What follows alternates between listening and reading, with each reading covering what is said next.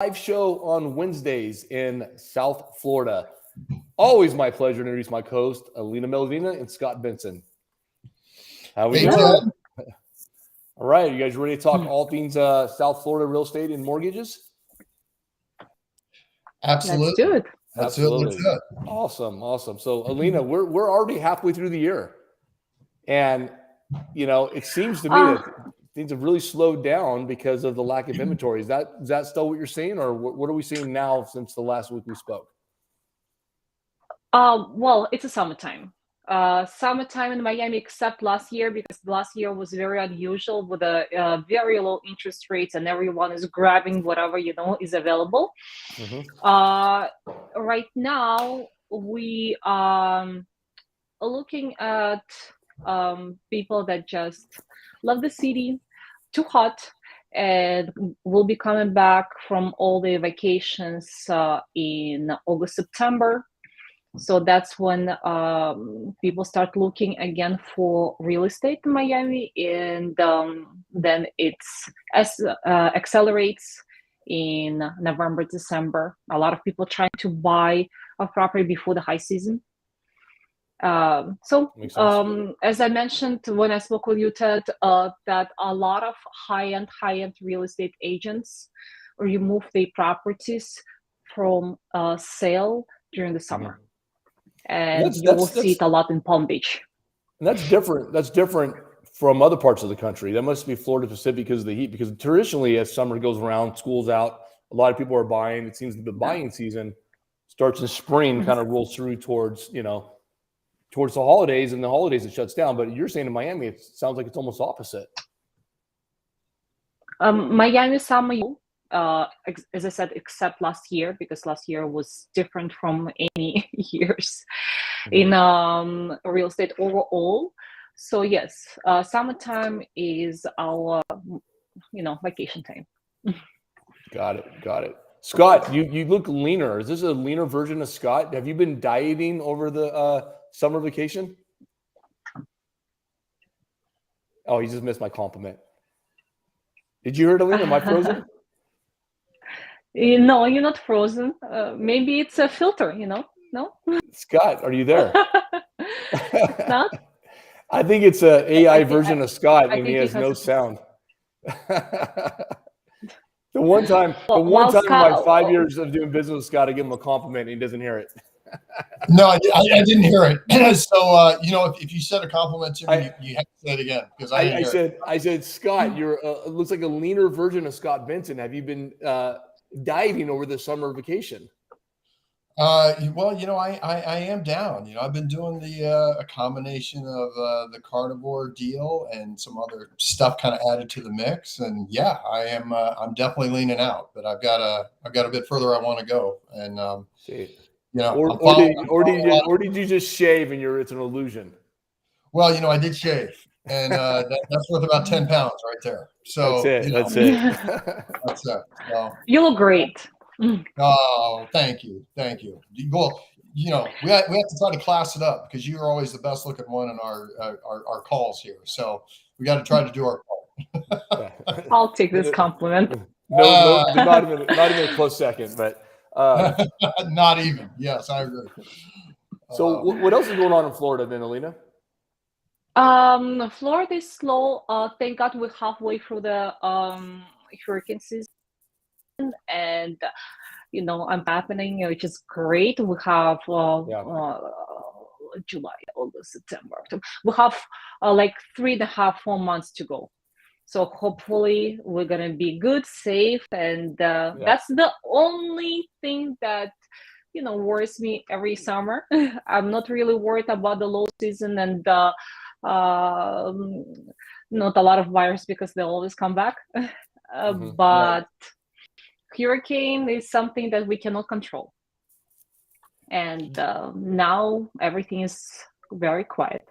If you're considering, Scott, go ahead. I was just going to say one of the other things we can't control. I got to tell you, one of my concerns earlier in the week was we saw rates pop up like 2 days in a row, and that was a bit concerning to me because I didn't know how far was it going to go, and what was that ultimately going to look like, and But since then they leveled off and then came back down a little bit. So, it's working in the right direction. It's weird how they have little blips like that. I think, oh man, I hope it's not going the wrong way for us. But I don't think it is. I don't think it is. And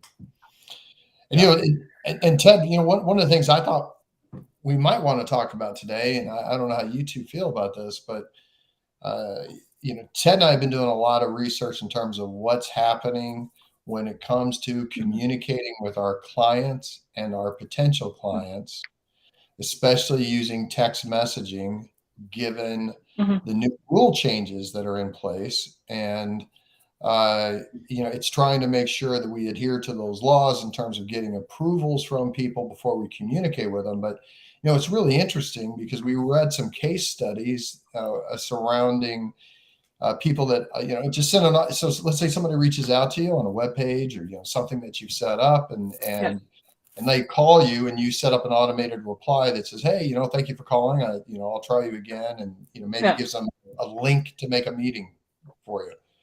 Well, now, you can be, they can come after you for that unless they've explicitly given you the permission to do that. And there are attorneys out there right now that are trolling for clients that'll go after people that are not compliant.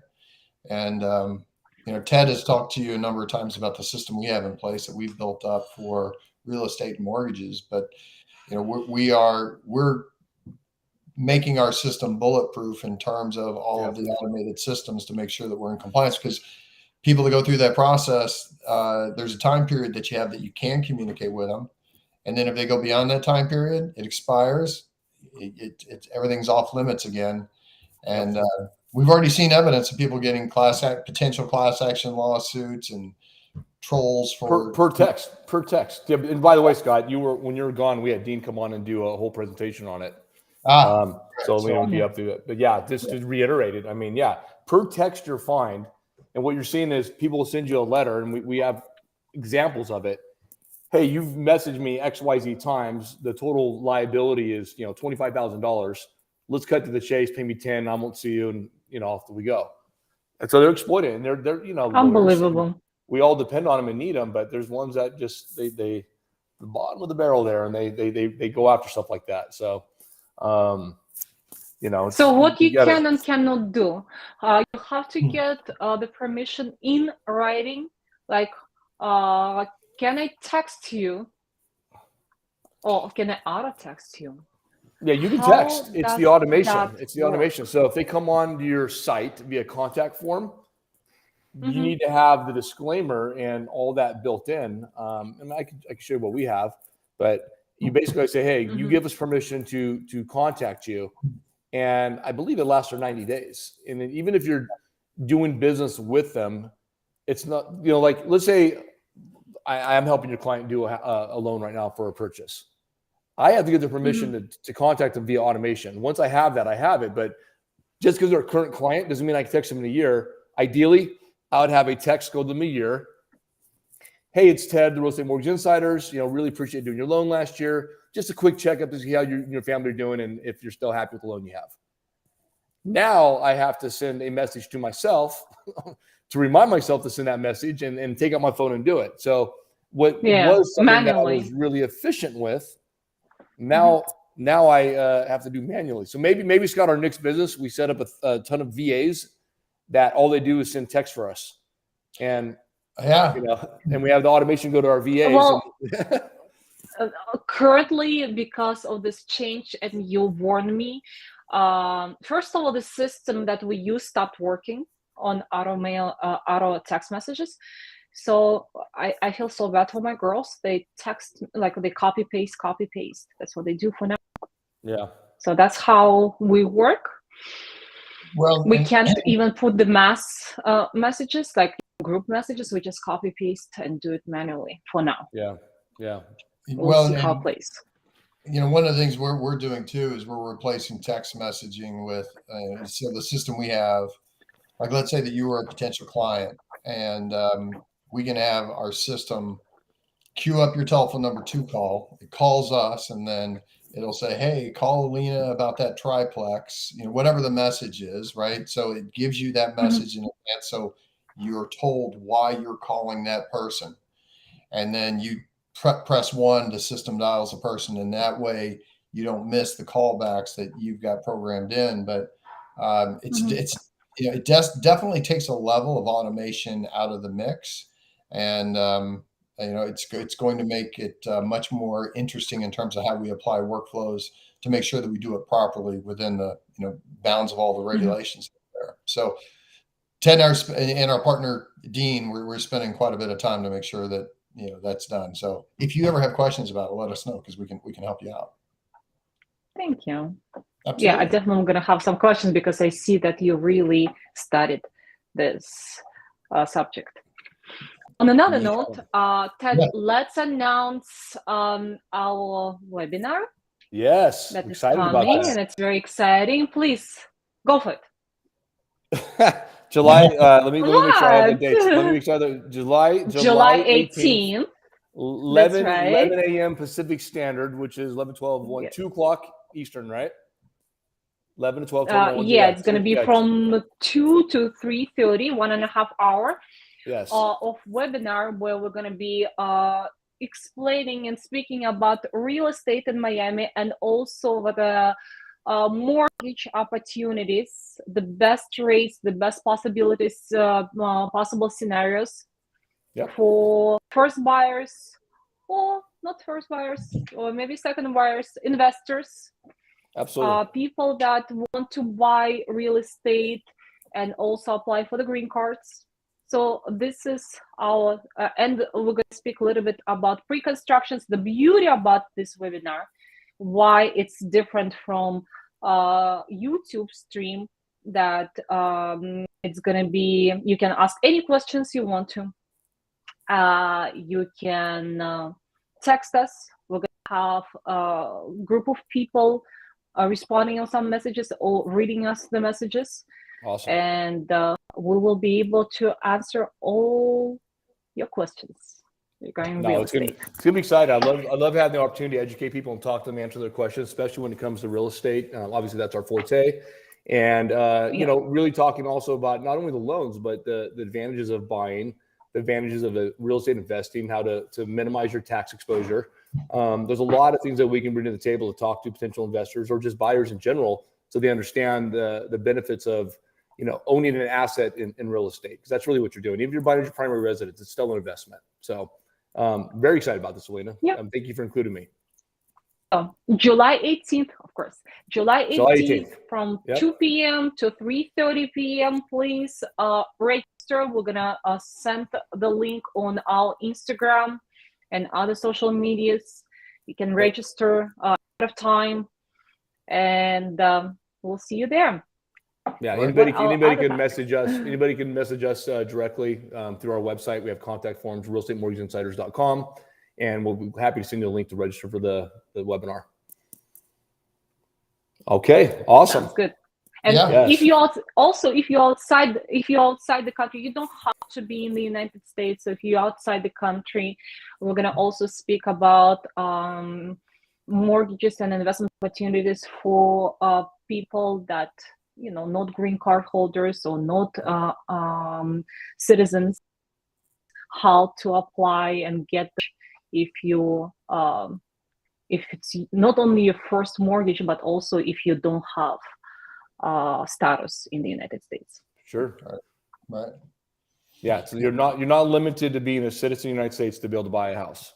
You can definitely have opportunities to buy. So and financing for it. People just don't know that. You're right. A lot of people don't. A lot of people think you have to be a citizen in order to go through the process and get a loan. So there's a lot of opportunities out there, and there's always new programs that are being started, that we like to keep everybody aware of. And I love the format that you're doing with people coming in online and asking questions, because those are great to listen to, because people will find answers to questions they had not thought of yet, but they may come upon as they're going through the investment or home buying experience. So it's good to listen to these kinds of things. Well, it's kind of like our show. We talk about different programs, and it always it seems like Alina has a light bulb and starts asking questions, and it sparks stuff that you weren't even thinking about, like last week, right? Yeah. Sure. That's right. Because you every day in this, I'm every day on my side of the business, and things that's so obvious, it's the same thing as you going to a doctor. He sees this every day. He knows exactly what's happening. But if he doesn't explain you're not aware. You don't know. No, So same it's thing. not. It's not. I mean, I'm not trying to compare myself with a doctor, but Well, to give um, you an example, my wife used to work on the Strip here in Las Vegas. She was in Aria, and so I would go pick her up 4 days a week. She was there, and so we were right in the epicenter of what was going on. And so, like right now, the NBA Summer League is in town. Last year they were in town.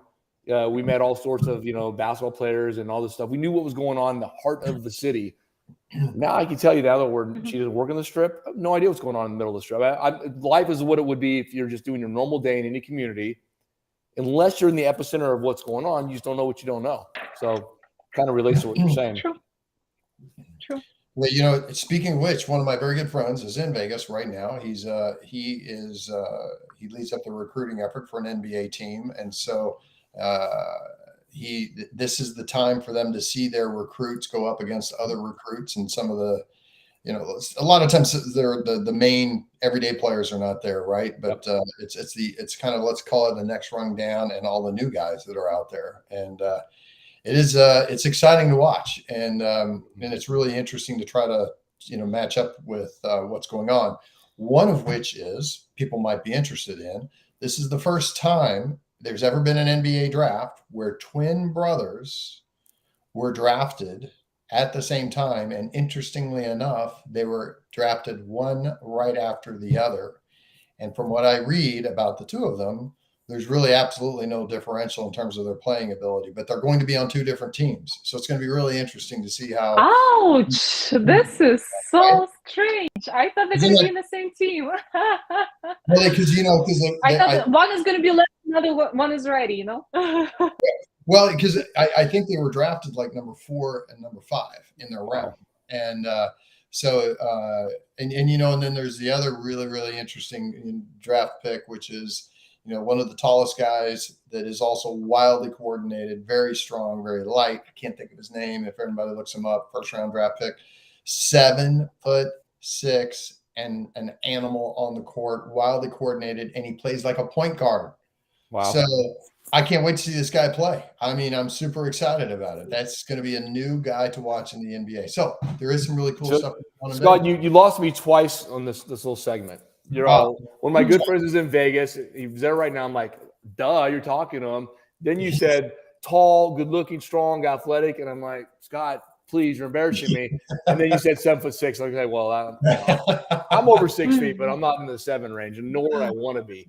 In fact, we went down to the Wynn and had a cocktail at the Lake of Dreams, which is outside of SW and let's say Lakeside, I believe. Anyways, it's a man-made lake that sits inside Wynn, and they have these big screens and shows, and music goes with it, and it's a free thing you can do when you have dinner or grab a cocktail. Anyways, a bunch of tall guys walking through there. I mean, significantly, and with their different team logos on, and I'll end this conversation with last year we met the one and only Jerry West and had breakfast with him, and still friends to this day. He's the Jerry West. Alina is the NBA logo. He's the guy that they made the logo from.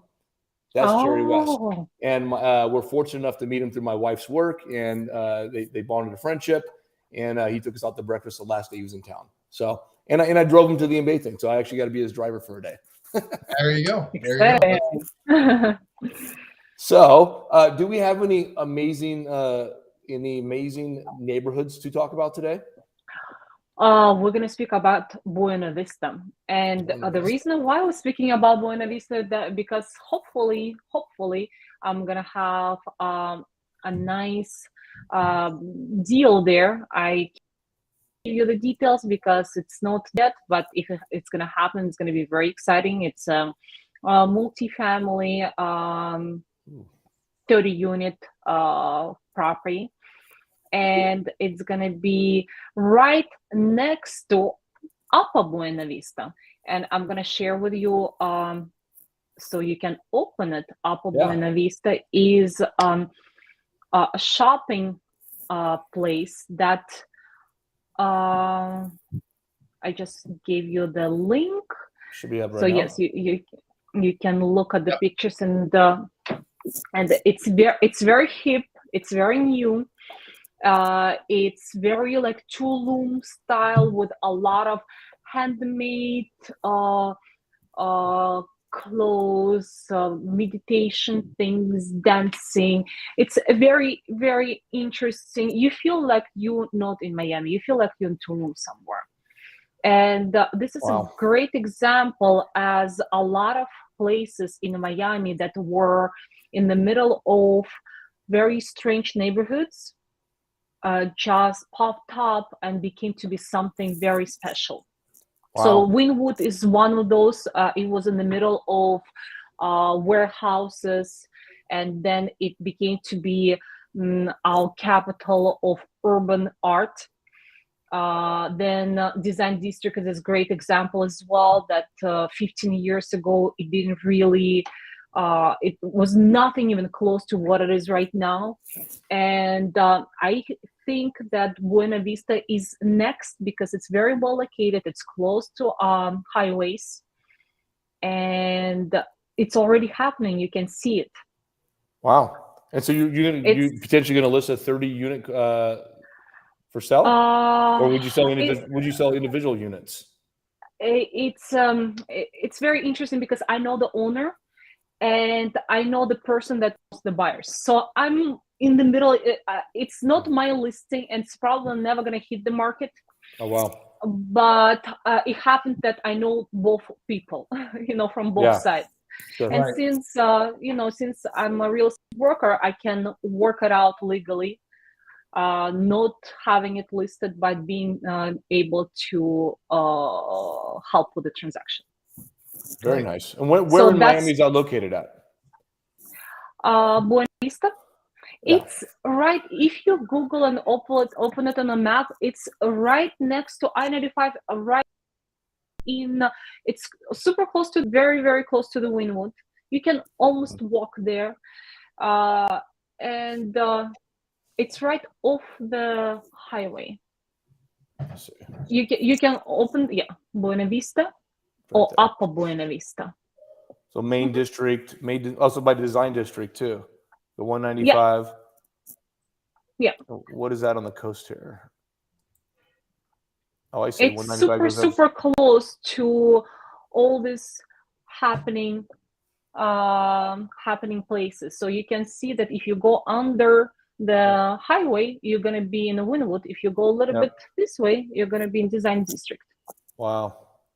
Very special location. And the airport is about 10-15 minutes drive. And Coral Gables, where you're at, right? You're down here. Coral Gables is right there. You go down, down, down. Yes, I'm right there. Little Gables. Little Gables is another interesting area. I can speak about it very quickly. Yeah. Since you mentioned Little Gables, right off Coral Gables, but it's unincorporated. So it doesn't belong really to any city. And the thing about this area, being so close to Coral Gables, you can do vacation rental is in Little Gables. So that's what I was going to ask you. That must be a very hot vacation spot. rental there.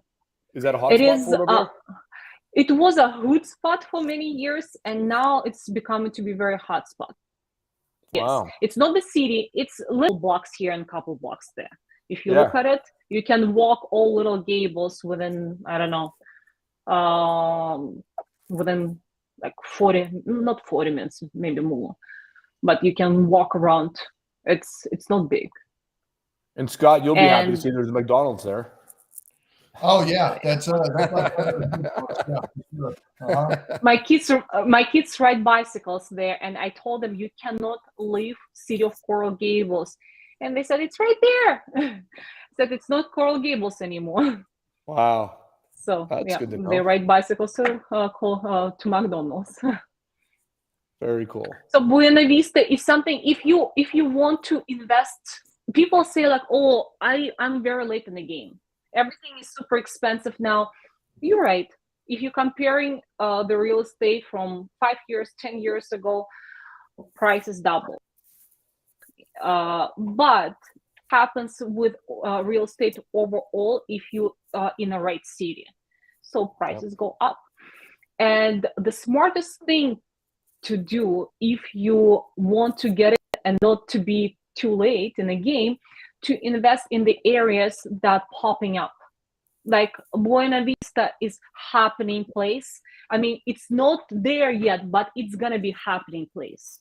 You can feel People scared of the areas like this because they say, well, I drove by, I'm not sure, I don't know, because I saw those people on the street and I don't feel safe.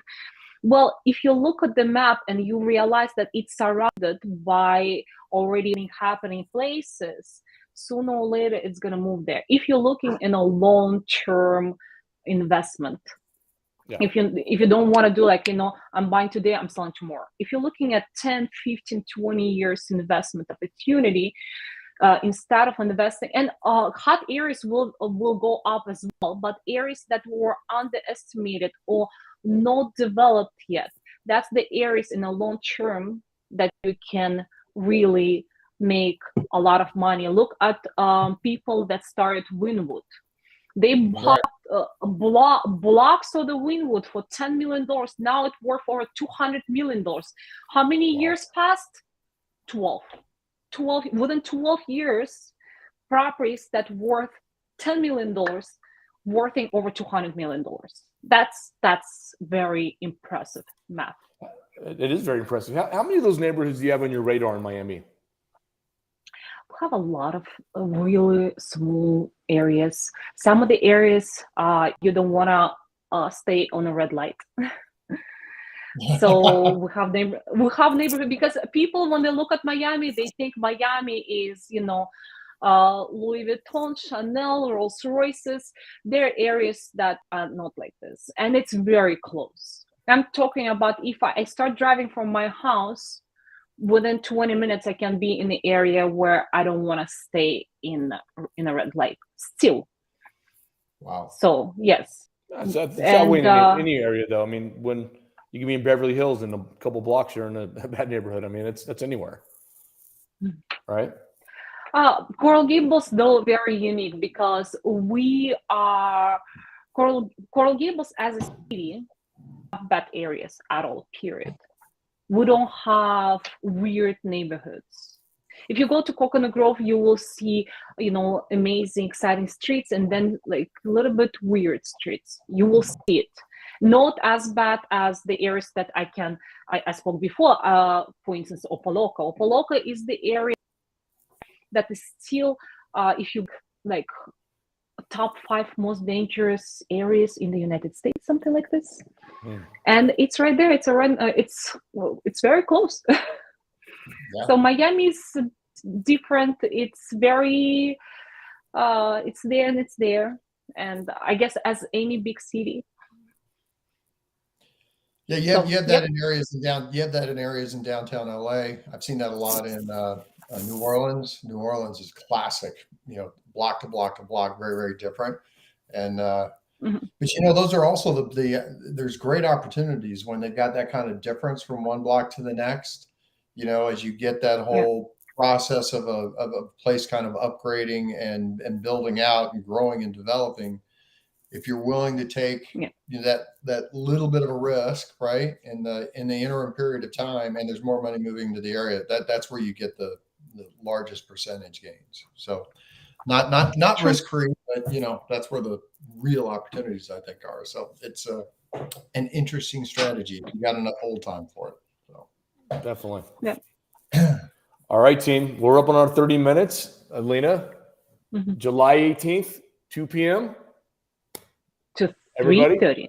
To 3:30. Message us, get registered, bring your questions. We're ready to answer. And so we'll see you Tuesday, and then we'll see you Wednesday after that. So for Alina Meledina, Scott Benson, I'm Ted Hicks. We're the Real Estate Mortgage Insiders. Have a great day, everybody. Bye.